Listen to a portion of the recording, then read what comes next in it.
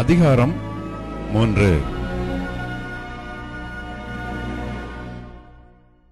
எங்களை நாங்களே மறுபடியும் மெச்சிக்கொள்ள தொடங்குகிறோமோ, அல்லது சிலருக்கு வேண்டியதாய் இருக்கிறது போல உங்களுக்கு உபசார நிருபங்களை அனுப்பவும் உங்களிடத்தில் உபசார நிருபங்களை பெற்றுக்கொள்ளவும் எங்களுக்கு வேண்டியதோ?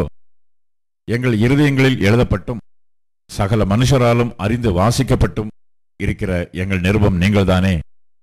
ஏனெனில் நீங்கள் எங்கள் ஊழியத்தினால் உண்டாக்கிய கிறிஸ்துவின் நிருபமாயிருக்கிறீர்கள் என்று வெளியரங்கமாயிருக்கிறது.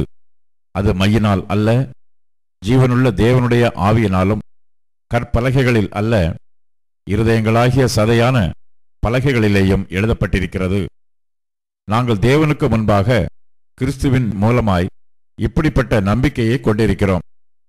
எங்களால் ஏதாகிலும் ஆகும் என்பது போல ஒன்றை யோசிக்கிறதற்கு நாங்கள் எங்களாலே தகுதியானவர்கள் அல்ல. எங்களுடைய தகுதி தேவனால் உண்டாயிருக்கிறது. புது உடன்படிக்கையின் ஊழியக்காரராய் இருக்கும்படி அவரே எங்களை தகுதியுள்ளவர் ஆக்கினார். அந்த உடன்படிக்கை எழுத்திற்குரியதாயிராமல் ஆவிக்குரியதாய் இருக்கிறது. எழுத்து கொல்லுகிறது, ஆவியோ உயிர்ப்பிக்கிறது.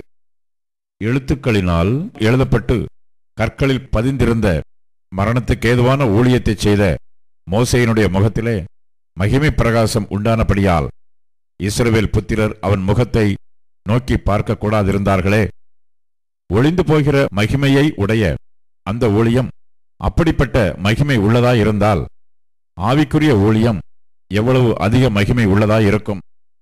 ஆக்கினை தீர்ப்பு கொடுக்கும் ஊழியம் மகிமை உள்ளதாயிருந்தால் நீதியை கொடுக்கும் ஊழியம் அதிக மகிமை உள்ளதாயிருக்குமே. இப்படியாக மகிமைப்பட்டிருந்த அந்த ஊழியம் இந்த ஊழியத்திற்கு உண்டாயிருக்கிற சிறந்த மகிமைக்கு முன்பாக மகிமைப்பட்டதல்ல. அன்றியும் ஒளிந்து போவதே மகிமை உள்ளதாய் இருந்ததானால் நிலைத்திருப்பது அதிக மகிமை உள்ளதாய் இருக்குமே.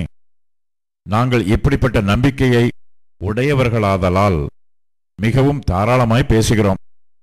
மேலும் ஒளிந்து போவதின் முடிவை இஸ்ரவேல் புத்திரர் நோக்கி பாராதபடிக்கு மோசே தன் முகத்தின் மேல் முக்காடு போட்டுக்கொண்டது போல நாங்கள் போடுகிறதில்லை. அவர்களுடைய மனது கடினப்பட்டது.